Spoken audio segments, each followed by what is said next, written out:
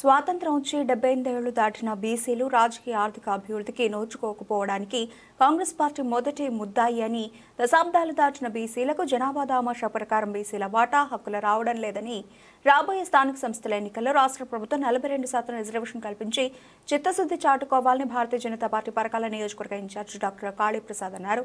సోమవారం హనుమకొండ హంటర్ రోడ్లోని వేద కాన్ఫరెన్స్ హాల్లోని బీజేపీ కార్యాలయంలో ఓబీసీ జిల్లా మోర్చా అధ్యక్షులు పరకాల 9వ వార్డు కౌన్సిలర్ బెజ్జంకి పూర్ణాచారి అధ్యక్షతన మీడియా సమావేశం నిర్వహించారు. సందర్భంగా doctor Kaliprasad, councillor Bejjanki Purnachari, OBC మోర్చా రాష్ట్ర నాయకులు ఎర్రకుల శ్రీనివాస్ యాదవ్ మాట్లాడారు. ఈ సమావేశంలో బీజేపీ, ఓబీసీ రాష్ట్ర, జిల్లా నాయకులు కతుల అనిల్ యాదవ్, ఉప్పురాజు, పూర వెంకటేశ్వర్లు, సువర్ణ, లత, సులోచన, శోభన్, సురేష్ తదితరులు పాల్గొన్నారు. 78 లేవుతుంది. ఈ మధ్యకాలంలో అన్ని పార్టీలు బీసీల పేరెత్తి ఎలక్షన్లు చేస్తున్నాయి. ఎందుకంటే బీసీలు అణగారిన వర్గాల బీసీలు దారిద్ర్యకు దిగువ ఉండి ఆర్థిక అభివృద్ధికి, రాజకీయ అభివృద్ధికి నోచుకోకుండా దశాబ్దాలుగా ఈ దేశంలో అలాగే ఉండిపోతున్నారు. దీనికి ముఖ్య కారణం మొట్టమొదటి ముద్దాయి కాంగ్రెస్. స్వాతంత్రం వచ్చి దాదాపు 78 సంవత్సరాలు అవుతుంది. ఇప్పటి వరకు బీసీలను పట్టించుకున్న నాదుడే కాంగ్రెస్లో లేరు. మా బీసీల బతుకులు ఎప్పుడైనా కూరలో కరివేపాకులాగా అయిపోయినాయి. ఓట్లు మాయి, సీట్లు వాళ్ళయి, నినాదాలు పెద్దయి. మరి దేశంలో అధిక జనాభా ఉన్న బీసీలను రాజ్యాధికారం లేకుండా ఏ దేశం కానీ ఏ జాతి కానీ బాగుపడదు. అందరూ తెలుసు మీకు. రాజకీయ రిజర్వేషన్లు బీసీలు లేకుంటే మా బీసీలు ఇంకా 100 ఏళ్ళు కానీ 200 ఏళ్ళు అట్లే మేము ఉంటాం. దీన్ని ఆలోచించే భారతీయ జనతా పార్టీ మా బీసీలను భుజానికి ఎత్తుకున్నారు. వాళ్ళు ఈ పత్రికా సమావేశం ద్వారా బీసీలందరి పక్షాన భారతీయ జనతా పార్టీకి నేను ప్రత్యేక ధన్యవాదాలు తెలియజేస్తున్నా. మీరందరూ భారతీయ జనతా పార్టీ అంటే ఏంటిదో మీకు తెలుసు. చెప్పిందే చేస్తాం, తప్పుడు వాగ్దానం చెయ్యం, మేము అలవిగానే హామీలు ఇయ్యం, అధికారం కొరకు అడ్డదారులు తొక్కం. బీజేపీ అంటేనే ఒక బ్రాండ్. దానికి ఉదాహరణ మీకు కొన్ని చెప్తాను. దేశంలో నరేంద్ర మోడీ గారు ముచ్చటగా 3వ సారి ప్రధాని అయ్యారు. ఈ చేతిలో రికార్డ్. నరేంద్ర మోడీ గారు మీకు అందరికీ తెలుసు, మా బీసీల ముద్దు బిడ్డ. ఫస్ట్ ప్రధాని బీసీ అవడం బీజేపీ ఒక్కరు చేసింది. అలాగే సెంట్రల్ గవర్నమెంట్ మినిస్టర్ లోపల 27 మంది మంత్రులు బీసీలు. ఇదందరూ కాంగ్రెస్ వాళ్ళు ఒక్కసారి మీరు ఆలోచించాలి. మీ ముఖాలకు ఎప్పుడన్నా బీసీలను ఇంతమంది మంత్రులు చేసి ఆలోచించండి. ప్రధానులు ఓసీలే, ముఖ్యమంత్రులు ఓసీలే. మా బీజేపీ వినాదం సబ్కా సాత్ సబ్కా వికాస్. ఎక్కడో ఉన్న దళిత బిడ్డ రామ్నాథ్ కోవింద్ గారిని రాష్ట్రపతి చేసింది మా బీజేపీ. ఎక్కడో మారుమూల గ్రామాలు ఉన్న ముర్ము గారిని, ద్రౌపది ముర్ము గారిని రాష్ట్రపతి చేసింది బీజేపీ. అలాంటి ఉదాహరణలు దేశంలో కోకొల్లలు. మొన్నటికి మొన్న మధ్యప్రదేశ్, హర్యానా లోపల ముఖ్యమంత్రులను బీసీ ముఖ్యమంత్రి చేసింది కూడా బీజేపీ. అలాంటి బీజేపీ ఎప్పుడైతే బీజేపీ మమ్మలను భుజాన్ని వేసుకొని పరిపాలిస్తుందో, కాంగ్రెస్కు ఈ దేశంలోని చిన్న చితక ఈ బుడ్రకం పార్టీలకు వణుకు పుట్టింది. దాన్ని అధిగమించడానికి కాంగ్రెస్ ఆడుతున్న నాటకాలే ఇప్పుడు జరుగుతున్నాయి. నేను కాంగ్రెస్ను సూటిగా ప్రశ్నిస్తున్నా, అయ్యా మీరు దేశంలో ఎప్పుడైనా ప్రధాని బీసీ చేశారా? రాష్ట్రం లోపల ఒక 10 ఏళ్ళు మీరు బీఆర్ఎస్ వాళ్ళు, టీడీపీ 10 ఏళ్ళ తర్వాత మిగతా మొత్తం రాష్ట్రాన్ని పరిపాలించింది మీరే కదా. ఒక్క బీసీని ముఖ్యమంత్రి చేసే తెలివి సోయి మీకు లేదా అని నేను ప్రశ్న అడుగుతున్నాను మిమ్మల్ని. మా బీజేపీ గత ఎలక్షన్ లోపల మా అమిత్ షా గారి నాయకత్వం లోపల బ్రహ్మాండమైన బహిరంగ సభ లోపల తెలంగాణ రాష్ట్రం లోపల బీజేపీ అధికారంలోకి వస్తే మొట్టమొదటి ముఖ్యమంత్రి బీసీ అని సగర్వంగా ప్రకటించిన అమిత్ షా గారికి మా అందరు ధన్యవాదాలు చెప్తున్నాం. ఇప్పటికీ ఆ మాట మీద బీజేపీ పార్టీ కట్టుబడి ఉన్నది. దాన్ని చూసి బూచిగా ఈరోజు భయపడి బీఆర్ఎస్ కాంగ్రెస్ దొంగ నాటకాలు ఆడుకుంటూ తెరచాటు రాజకీయాలు చేస్తూ బీసీలను మభ్యపెట్టే ఆలోచన చేస్తున్నది. బీసీ బిడ్డలారా, ఇవందరూ ఆలోచించండి. ఎందుకంటే మీరు ప్రెసిడెంట్ బీసీ చేశారు, కానీ మీ ముఖ్యమంత్రి పోస్టు బీసీ కాంగ్రెస్ నడుతున్నా. బీఆర్ఎస్ గారు కల్వకుంట్ల కవితమ్మ గారు పాపం ధర్నా చౌకాడ మొన్న బీసీల గురించి ముసలి కన్నీరు కారుస్తూ ఒక ఉద్యమం చేసింది. నిజంగా అది నవ్వాలని ఏడవని అర్థం కాలేదు. 10 ఏళ్ళు మీ డాడీ అధికారం ఉన్నప్పుడు మీకు ఈ సోయి లేదా? మీరే కదా స్థానిక సంస్థ లోపల 33% రిజర్వేషన్లను 18% ఉన్నప్పుడు మీకు ఏసీ బీసీ బిడ్డ గుర్తు రాలేదా? అధికారం పోగానే పిచ్చిలేసి ఈసారి బీసీ గుర్తొచ్చారా? ఇంకొకటి, బీసీ బిడ్డడు ప్రజానాయకుడు, ప్రజలు ఎక్కడో బలపడుతున్నాడు అని మా ముదిరాజు ముద్దు బిడ్డ ఈటెల రాజేందర్ గారిని మీరు మెడలు బట్టి బయటికి గెంటేసిన వైనం మా తెలంగాణ బీసీ ప్రజలు మర్చిపోరు. కేవలం మీ రాజ్యాధి కొరకు మా బీసీలను పావులా వాడుకుంటున్నారు. కవితక్క గారు, దయచేసి మీరు ముసలి కన్నీరు కాల్చకండి. మీరు మీ 10 ఏళ్ళ పాపాల పుట్ట పగిలింది, ప్రజలు విశ్వసించరు. బీసీ బిడ్డలు మేము ఎప్పుడో మర్చిపోయినారు. బీసీ ప్రజలందరూ బీజేపీ వైపు చూస్తున్నారు. ఈ పత్రికా సమయం ఎందుకు తెలియపరిచామంటే, ఈ మధ్యన కాంగ్రెస్ బీఆర్ఎస్ వాళ్ళు ఏదో బీసీల ఛాంపియన్స్ అన్నట్టు వాళ్ళు విర్రవీగుతున్నారు. అవి తెలియజేయడానికి, ప్రజలకు చెప్పడానికే ఈ పత్రికా సమావేశం తెలియజేస్తున్నా. రేవంత్ రెడ్డి గారు, మీకు తెలుసు 6 గ్యారంటీలు 420 హామీలని గద్దెలకెక్కిండు. గద్దెకెక్కగానే పాపం ఆయన లంక బిందెలు అనుకున్నాడు, కాలి బిందెని తెలిసిందట ఆయనకు. మరి ఎవరిని అడిగి అన్ని హామీలు ఇచ్చిండో వారికే తెలియజేయాలి. వారు కామారెడ్డి డిక్లరేషన్ లోపల ఏం చెప్పారో మీకు ఒక్కసారి తెలియజేస్తా. కామారెడ్డి డిక్లరేషన్, బీసీ డిక్లరేషన్ పెట్టి 42% రిజర్వేషన్ చేస్తా అన్నారు. ప్రతి సంవత్సరం 20,000 కోట్లు బీసీలకు కార్పొరేషన్ పెట్టి చేస్తా అన్నారు. అట్లాగే కులగణన చేసి బీసీ కమిషన్ నివేదిక ద్వారా 6 నెలల లోపల బీసీ రిజర్వేషన్ పెంచుతా అన్నారు. నిధులు బీసీ సంక్షేమానికి ఏడాదికి 20,000 చొప్పున 5 ఏళ్ళ 1,00,000 కేటాయింపు. ఎంబీసీ కులాలకు ఒక మంత్రిత్వ శాఖ, ప్రతి మండలానికి బీసీలకు కొత్త గురుకులం, 3 లక్షల కంటే తక్కువ వార్షిక ఆదాయం బీసీ కుటుంబాలకు ర్యాంక్తో సంబంధం లేకుండా ఫీజు రియంబర్స్మెంట్, గంగపుత్రులకు, గౌడ్స్కు, మున్నూరు కాపుకు, పద్మశాలికి, విశ్వకర్మకు, రజకులకు అందరినీ నిండా ముంచిన రేవంత్ రెడ్డి గారు గద్దెకెక్కిన ఏడాదికి మీకు ఇవాళ బీసీలు గుర్తొచ్చిండు. ఏడాది దాటింది, మీ రిజర్వేషన్లు, మీ కులగణన అటకెక్కి ఇప్పుడు ఈ డైవర్షన్ పాలిటిక్స్ తోని మీరు ఏదో చేస్తున్నారు. రానున్న స్థానిక సంస్థల ఎన్నికలలో లబ్ధి పొందడానికి మీరు ఆడుతున్న నాటకాలు ప్రజలందరికీ తెలుసు. ఈ రాష్ట్రం కానీ దేశం బాగుపడాలంటే కాంగ్రెస్ ముక్త్ భారత్ రావాల్సిందే.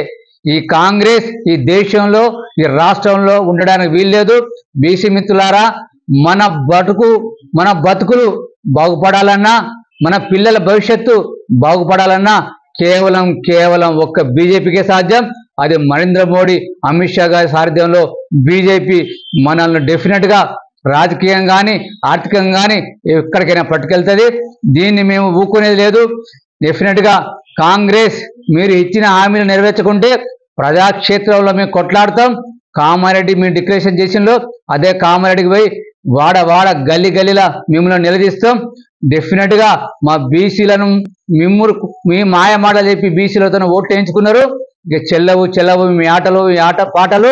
డెఫినెట్గా ఇది ఒక 1 వీక్ టైం ఇస్తాం. అలాగే తర్వాత మా రాష్ట్ర పార్టీ ఆదేశానుసారం మేము మండల కార్యాలయం అనుకోండి, రాజకీయ నాయకులు కాంగ్రెస్ రాజకీయ నాయకులను, కాంగ్రెస్ ప్రజాప్రతినిధులను మేము అడుగడుగున నిలదీస్తాం, మిమ్మల్ని పారదోలుతాం పొలిమేర వరకు. మా బీసీ హక్కులు పొందే వరకు మా బీసీలందరూ ఐక్యంగా పోరాడి డెఫినెట్గా మా హక్కులు సాధించుకుంటాం. జై భారత్ మాతాకి జై, జై బీసీ. ఓబీసీ మోర్చా రాష్ట్ర ఆదేశానుసారం రేవంత్ రెడ్డి గారు గతంలో తన ఎన్నికల ప్రచారంలో భాగంగా మనకు కామారెడ్డి జిల్లాలో బీసీలు చాలా బీసీ జనాభా ఏవట్టే బీసీ యొక్క బీసీ పర్సెంటేజ్ ఏవట్టే ఈ ఎలక్షన్లు జరుగుతున్నాయి.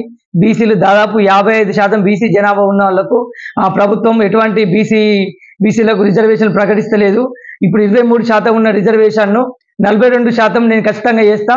నేను అధికారంలోకి వచ్చిన 6 నెలల్లో కంపల్సరీ బీసీలకు 42% రిజర్వేషన్ ప్రకటించిన తర్వాతనే స్థానిక సంస్థల ఎలక్షన్లు కానీ, మున్సిపల్ ఎలక్షన్లు కానీ, కార్పొరేషన్ ఎలక్షన్లు కానీ, ఎమ్మెల్యే ఎలక్షన్లు కానీ, ఎంపీ ఎలక్షన్లు కానీ ఏవైనా కూడా బీసీలకు తగిన ప్రాధాన్యత ఇచ్చి బీసీలను హక్కులు చేర్చుకొని ప్రతి బీసీలకు అన్ని రకాలుగా అన్ని కులస్తులకు గౌరవ సంఘం వాళ్లకు బీసీలో పెద్దపీట వేస్తాం, ముదిరాజులకు బీసీలో పెద్దపీట వేస్తాం, మా గొల్ల సోదరులకు బీసీలో పెద్దపీట వేస్తాం అని టోటల్ బీసీలు ఉన్న వాళ్ళందరికీ పెద్దపీట వేసి మేము బీసీలకు తగిన న్యాయం ప్రకటిస్తామని చెప్పి దొంగ వాగ్దానాలు గాడిద గుడ్డు వాగ్దానాలు చేసిన దొంగ రేవంత్ రెడ్డి ఇప్పుడు సుమారు దాదాపు 6 నెలలు అన్నది సంవత్సరంన్నర అవుతుంది. చిన్న బీసీలకు ఎటువంటి చిన్న కూడా ఏం చేయలేదు. ప్రతి బీసీలకు ప్రతి విద్యార్థులకు 10 లక్షల రూపాయలు ఇచ్చి బీసీ విద్యార్థులను ఉన్నత చదువులు చదివిస్తా అన్నారు. అది కూడా కాలేదు. జనగామ జిల్లా అయినప్పుడు సర్దార్ పాపన్న జిల్లా చేస్తా, సర్దార్ పాపన్న గౌడ్ జిల్లాగా మారుస్తా అని చెప్పిండు బీసీలకు. అట్లా కూడా చేయలేదు. ప్రతి దాంట్లో చిన్న చూపు ఉంచి మా బీసీలను అన్యాయం చేస్తున్నాడు. మొన్నటికి మొన్న ఈ కల్వకుంట్ల కవితక్క బీసీలకు రిజర్వేషన్లు చేస్తలేరని చెప్పి ఆమె 10 సంవత్సరాలు ఉన్నప్పుడు ఏం చేయలేదు. ఇప్పుడు అధికారం చేజారిపోయినాక ఇప్పుడు కాంగ్రెస్ ప్రభుత్వం అధికారంలోకి వస్తుంటే బీసీల కోసం కొట్లాడతా అని చెప్పి చేస్తాంది. అట్లా చేసేది ఫస్ట్ వాళ్ళ భారత రాష్ట్ర సమితి అలా ఉన్న రాష్ట్ర అధ్యక్షుడిని బీసీని వేసినాక రిజర్వేషన్ కోసం కొట్లాడమని చెప్పు. అట్లా రాష్ట్ర అధ్యక్షుడే బీసీ కాలేదు, ఆమె బీసీల కోసం కొట్లాడతా అని చెప్పి ఎందుకు దొంగ నాటకాలు? ఈ బీఆర్ఎస్ కాంగ్రెస్ ఒక్కటై ఇట్లా మొత్తం దోచుకునే వ్యవస్థ చేస్తున్నారు.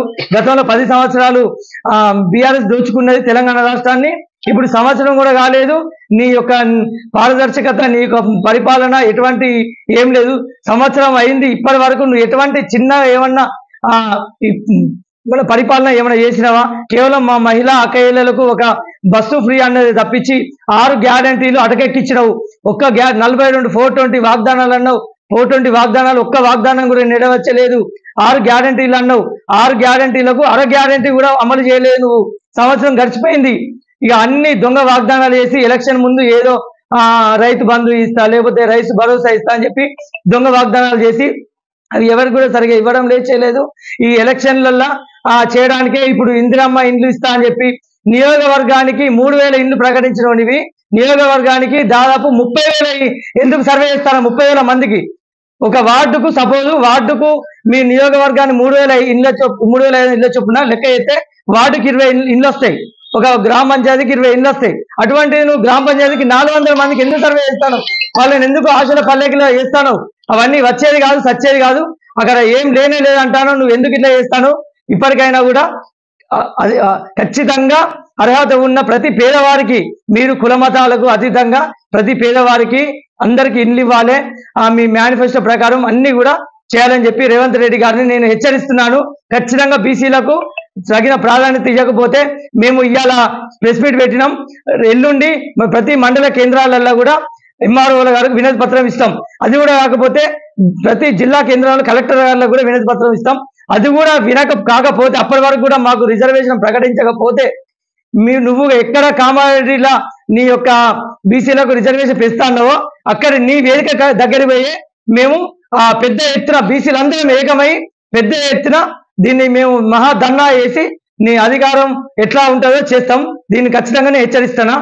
Okay, thank you. బీసీల పట్ల ఏ విధంగా నిరంకుశ వైఖరి అవలంబించి తాను ఏ విధంగా పతనమైపోయిందో ఈ రోజు ఈ రేవంత్ రెడ్డి ప్రభుత్వం కూడా అదే విధంగా పతనం కావడానికి సిద్ధంగా ఉందని చెప్పి తాను హెచ్చరించుకుంటూ, తాను గతంలో ఎన్నికల్లో రాకముందు ఈ కామారెడ్డి డిక్లరేషన్, బీసీ డిక్లరేషన్ పెట్టి గతంలో ఉన్న 22% రిజర్వేషన్ 42% చేస్తా అని ఏ విధంగా హామీ ఇచ్చి ఈ రోజు వరకు ఆ రిజర్వేషన్ మీద కానీ ఈ బీసీ కులాల మీద కానీ కనీసం అవగాహన లేకుండా ఈ రోజు వరకు కూడా చిన్న మాట లేకుండా ఈ ప్రభుత్వం ఇట్లా గెంటించుకుంటూ వస్తున్నాడు రేవంత్ రెడ్డి. ఇది నీకు న్యాయం కాదు. ప్రతి ఒక్క బీసీ నేను గమనిస్తున్నాడు. బీసీలకు ఏం చేస్తావని చెప్పి నువ్వు 42% రిజర్వేషన్ కాదు కదా, ఈ రోజు వరకు 4% రిజర్వేషన్ నువ్వు అమలు చేయలేకపోతున్నావు. ఇదే గతంలో ఉన్న ప్రభుత్వం బీసీల పేరు 1000 కోట్లు దండుకొని గొల్ల కుర్మలకు గొర్రెలిస్తా అని చెప్పి 1000 కోట్లు దండుకున్నది. దాని మీద నువ్వు ఏం చేసినావంటే కేవలం ఒక 2-3 అధికారులను అరెస్ట్ చేసి తూతు మంత్రంగా నివేదిక నేను విచారణ చేస్తున్నా అని చెప్పి నీ ప్రభుత్వం తూతు మంత్రంగా ఏదో ఒక విచారణ కమిటీ చేసినావు, దాన్ని అనగదొక్కినావు.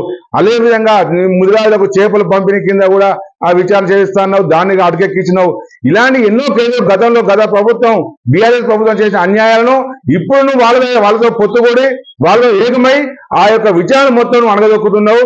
నీ ప్రతి బీసీ ప్రతి కులస్తుడు నీ యొక్క వైఖరిని చాలా స్పష్టంగా మేము గమనిస్తున్నాము.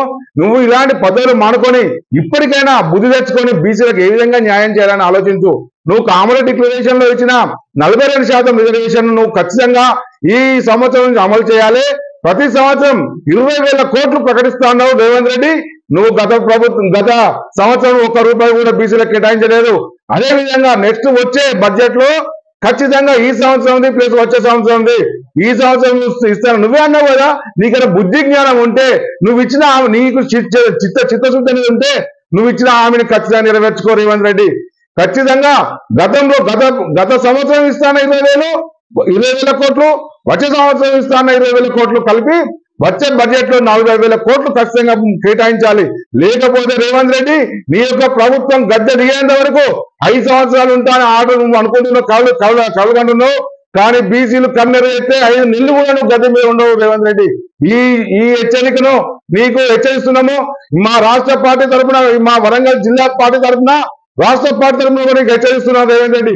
అంతేకాకుండా ఈ యొక్క కులాల దగ్గర చూసుకుంటే ఎంత అన్యాయం అంటే గొల్ల కుర్మలకు ఇస్తాన్న గొర్రెలను ఈ రోజు వరకు కూడా రెండో విడతను ఇస్తాను రాగానే ఏది ఒక్క గొర్రె పిల్లని ఇచ్చినావా?